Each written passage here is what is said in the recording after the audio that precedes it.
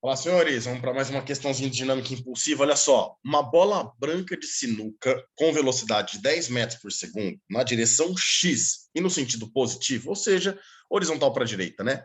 Colide elasticamente na origem do sistema de coordenadas XY com uma outra bola preta de mesma massa, inicialmente em repouso. Após a colisão, as velocidades finais das bolas preta, que ele chama de VFP, velocidade final preta, e a branca, que ele chama de VFB, velocidade final branca, são respectivamente em metros por segundo iguais a... Meninos, aqui vocês têm duas maneiras de trabalhar. Todas elas partem disso, que a somatória da quantidade de movimento antes tem que ser exatamente igual a somatória da quantidade de movimento de todos os corpos depois. O que você pode fazer aqui? Você pode decompor a quantidade de movimento da bola branca achando uma componente horizontal e vertical. Você pode decompor a quantidade de movimento da bola preta achando uma componente horizontal e uma vertical. E aí você vai trabalhar isso daqui na direção X ou depois na direção Y. Você vai montar um sistema com duas equações, duas incógnitas. As incógnitas são as velocidades finais da bola preta e branca. E você consegue resolver o teu sistema, certo? Então, fica a dica aí. Tenta trabalhar por decomposição de vetores. Qualquer dúvida, vocês vão mandar um zap aí para o tio perguntando. Eu vou trabalhar a outra parte, que a gente já viu lá na primeira questão, que é a resolução, a parte que a gente resolve isso vetorialmente. Por quê? Olha só que bacana. Antes, eu tenho a quantidade de movimento apenas da bola branca, antes da colisão. A bola preta está parada. Não tem quantidade de movimento para ela, não é verdade? E aí, a quantidade de movimento inicial da bola branca é a massa dela, que é m, vezes a velocidade inicial da bola branca. Depois da colisão, a gente passa a ter a quantidade de movimento final da bola branca. Então, vou colocar aqui, ó, esse vetor quantidade de movimento final da bola branca, que vai ser a massa dela, que continua sendo m, né? Vezes a velocidade final da bola branca, que ele chamou de VFB.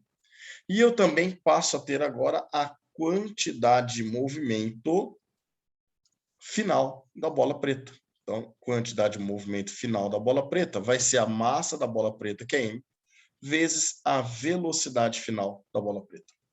Percebam que antes eu tenho um vetor, depois eu tenho dois. A soma desses vetores, depois, é uma soma vetorial, tem que ser igual à soma dos vetores que eu tenho antes, que é apenas um vetor. Então, o que a gente vai poder falar? A soma vetorial desse vetor vermelhinho aqui, ó, que é a quantidade de movimento da bola branca final, que é massa vezes velocidade final da bola branca.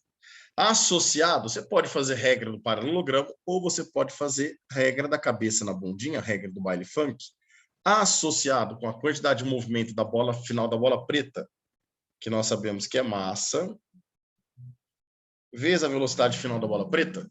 A associação desses dois vetores tem que dar exatamente o que nós tínhamos antes, que é o vetor que resulta da colisão.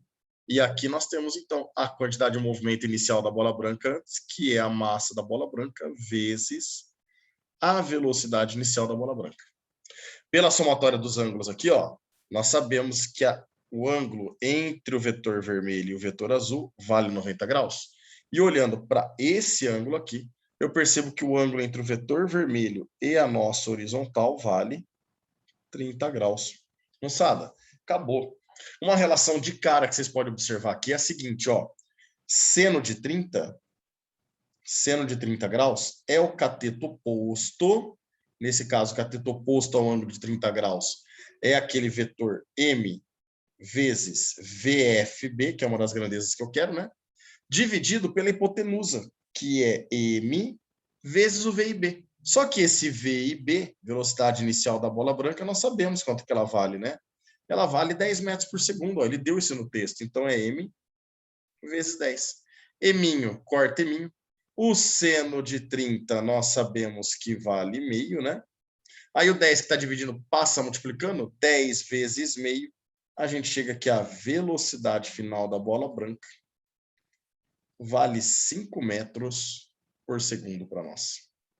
E dessa forma já dá até para sacar a alternativa já, né? A alternativa correta, com certeza, tem que ser a alternativa C. Fechou? Não, só tem ela com o valor 5 ali para nós. Agora, para achar a vermelhinha, a velocidade final da bola branca, isso, ele pediu da preta primeiro e depois da branca.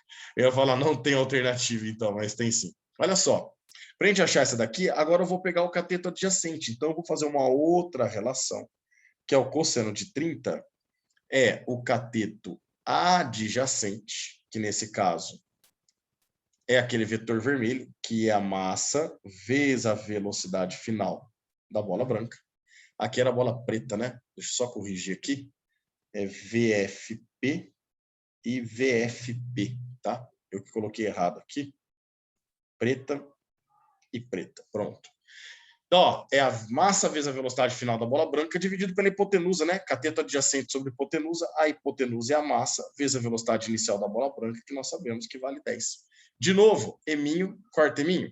O cosseno de 30 é raiz de 3 sobre 2. A hora que o 10 passa multiplicando, a gente vai chegar que a velocidade final da bola branca vai ficar 10 vezes raiz de 3 sobre 2 metros por segundo, que equivale a 5 raiz de 3 metros por segundo, ou ainda, se a gente colocar a raiz de 3 como 1,7 aproximadamente, isso daqui vai dar para nós aí aproximadamente uma velocidade de 8,7 metros por segundo. Obviamente que numa prova aberta, tá? Qualquer uma dessas respostas aqui estariam certas, porém aqui como é teste, a gente precisa encontrar essa velocidade de 8,7 metros por segundo. Fechou, meninos? Bom, eu poderia ter pensado no famoso triângulo 30, 60 e 90? Com certeza, com certeza. Você quer ver que bacana? Olha só. Você percebeu que todos os lados são dependentes de eminho? Então você pode dividir todo mundo por eminho, não pode? Cancelou. Você sabe que esse VI vale 10 metros por segundo. E aí é só lembrar que o oposto ao 30 graus é x, esse daqui é o x raiz de 3, e a hipotenusa acaba sendo 2x. Se o 2x é 10, é porque o teu x vale 5. E, portanto, o teu outro lado é x, que é 5, vezes raiz de 3. Perceba que rapidinho saíram os resultados. Sendo uma prova teste, vale muito a pena a gente pensar dessa forma. Fechou, senhores? Fica a dica. Tenta fazer por decomposição de vetores, tá? Ficou a dúvida? Me manda um zap aí. A gente vai esclarecendo o que vocês têm que fazer. Fechou, meninos? Grande abraço a todos e até a próxima.